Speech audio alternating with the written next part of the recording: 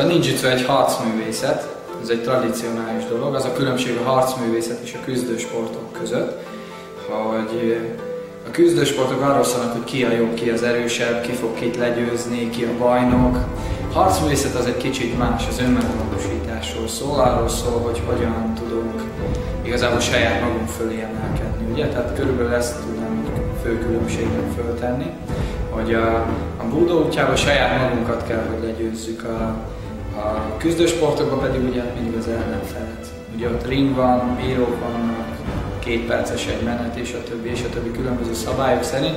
Ninjutsuban nincsenek szabályok, általában ezért minden lehetőségre igyekszünk fölkészülni, aminek az a lényege, hogy tulajdonképpen nem azt tanuljuk, hogy most ha így támadnak, akkor így kell védekezni, ha úgy támadnak, úgy kell védekezni, hanem megtanuljuk az alapelveket, azokat, hogy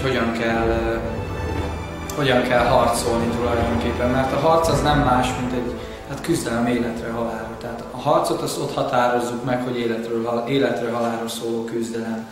Tulajdonképpen, ha nem életről és halálról van szó, akkor az nem harc, akkor az bunyó, verekedés, balhé, bármi ilyesminek nevezhetjük. A harc az viszont ott arról szól, hogy ott igenis meghalhatsz, ott igenis levághatják a kezedet, lelőhetnek, elvághatják a torkodat. Általában harc közben nem egy ellenfél van, általában mindig több van.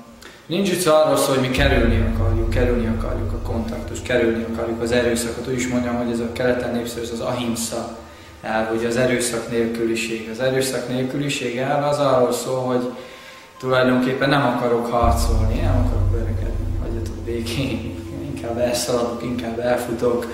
De vannak olyan lehetőségek az életben, vagy olyan alkalmak, amikor nincs lehetőség elfutni, amikor vigyáznod kell a családodra, a gyerekeidre, bárki máshol, szeretteidre, vagy csak valamire, ami értékes neked, és ezt nem engedheted veszni. És akkor bizony, akkor lehet, hogy oda kell állnod. Viszont ha nem úgy állsz oda, hogy én most itt meghalok ezért a dologért, akkor abból nem biztos, hogy te jössz ki győztesen.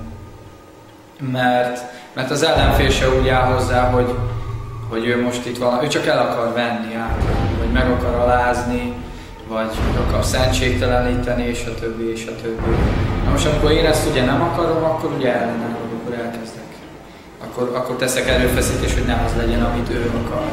Ugye és itt jön elő az önmegvalósítás része a dolognak, hogy nagyon fontos, hogy nem dühből akarunk harcolni. Tehát le akarjuk győzni a gyűlöletet, ami itt van. Mert amikor dühből harcol az ember, csak azért, hogy ki a jó, ki mit csinál, vagy kinek van igaza, akkor az igazából csak félelem.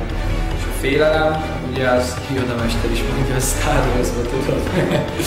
Szóval félelem, szabad félni. A félelem rettegés, szül a rettegés erőt, gyűlöletet a gyűlölet erőszak, az erőszak háború. Hát erről szól az egész. Ugye. A legfelsőbb dolog, illetve az alapdolog, hogy saját magadat kell legyőzni meg először. Saját magadban kény, düh, móság, illúzió, büszkeség, irigység, ezek az igazi ellenségek. Őket kell legyőzni. Ezt tanulni.